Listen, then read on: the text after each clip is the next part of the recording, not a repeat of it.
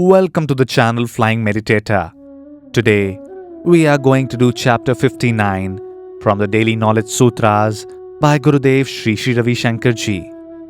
From the book, An Intimate Note to the Sincere Seeker. And the chapter's name is Doing versus Happening. Karni tatha honi. See the whole past as happening and the present as doing. If you see the past as doing, then ego and regret comes along. And when you see the present as happening, then laziness and unawareness sets in. If you apply the doing for the future, it brings tension and worry. If you apply happening for the future, it might bring some confidence and also lethargy.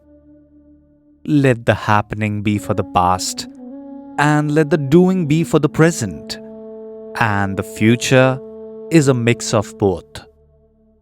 The wise will see doing in happening and happening in doing simultaneously. Only someone who is 100% in doing can recognize the happening. Are you confused now?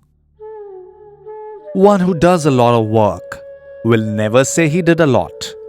When someone says he did a lot of work, that means he could have done more. He has not done enough. Work does not tire you as much as the sense of doership does. Be 100% in doing without the sense of doership. All the talents you have are for others. If you have a good voice, it is for others. If you are a good cook, it is for others. If you write a good book, it is for others. You don't sit and read your own book. If you are a good carpenter, it is for others. If you are a good surgeon, it is for others. You cannot do your own surgery. If you are a school teacher, it is for others. All your work and talents are useful for others. Make use of your talents, or they will not be given to you again. With this, we finish today's chapter, but we'll do the Hindi translation now. आज के अध्याय में गुरुदेव कहते हैं कि अपने अतीत को एक घटना के रूप में देखो और आज को अपनी करनी मानो। अगर आप पुराने समय को करनी मानते हो तो अहंकार और ग्लानि में फंस जाते हो, और अगर आप आज को घटना या होता हुआ देखते हो तो आप आलस्य में पड़ जाते हो। अगर आप करनी को भविष्य के साथ जोड़ दो तो आपको बहुत ज्यादा टेंशन हो जाएगी, परंतु अगर आप होनी को या घटना को भविष्य के साथ जोड़ दो तो आपको कुछ आत्मविश्वास तो आएगा, परंतु आलस भी आएगा। जो घटना हो चुकी है उसको बीते समय के लिए रहने दो, और जो करना है वो आज करो, और भविष्य को इन दोनों का मिश्रण देखो। जो समझदार हैं वो करनी और होनी को एक दूसरे में देखते हैं। जब कोई 100% काम कर सकता है तभी उसे होनी का एहसास होता है। कुछ समझ में आया?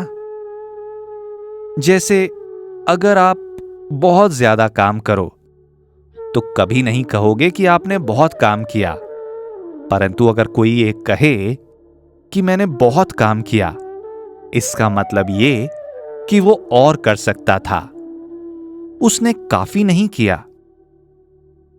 काम करना हमें नहीं थकाता, पर ये कर्तापन हमें थका देता है। 100% करनी में रहो, परंतु बिना कर्ता भाव के। जो भी आपके अंदर प्रतिभाएं हैं वो सभी औरों के लिए हैं।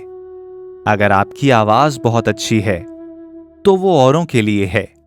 अगर आप बहुत अच्छा खाना बनाते हैं तो भी औरों के लिए। अगर आप बहुत अच्छा लिखते हैं तो भी औरों के लिए। आप अपनी किताबें नहीं पढ़ते? अगर आप बहुत अच्छे कारपेंटर हैं तो भी वो औरों के लिए। अगर आप बहुत अच्छे सर्जन हैं तो भी औरों के लिए। आप अपने ऊपर शल्य चिकित्सा या सर्जरी नहीं करते? अगर आप अच्छे स्कूल टीचर हैं तो भी औरों के लिए। आपकी सभी प्रतिभाएं और निपुणताएं सिर्फ औरों के लिए हैं।